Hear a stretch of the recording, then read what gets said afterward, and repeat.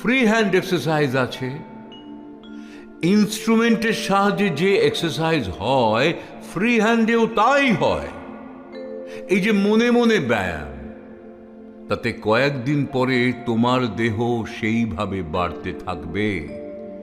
Instrument নিয়ে করলে যেমন হয়, মনে মনে যে ব্যায়াম, এতেও একই ফল হয়।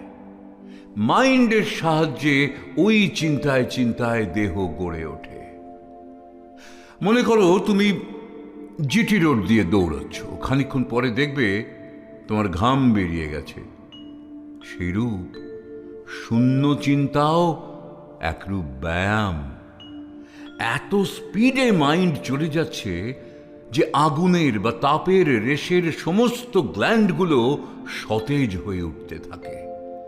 এত বড় বিরাট গতির মনকে তুমি বাড়ি ঘর অর্থাৎ কিনা খেলনা দিয়ে শান্ত রাখতে চাইছো, কিন্তু তাতে এর কি হবে? শূন্য চিন্তার জায়গায় গেলে মাইন্ড বাষ্পের ভেতর ফোকাস ফেলে তার খাবার জোগাড় করে নেয়। এক প্রকার জীব দূর থেকে রক্ত চুষে খাবার সংগ্রহ করে। ছোট ক্যামেরার ভেতরে বিরাট জায়গার ছবি ওঠে।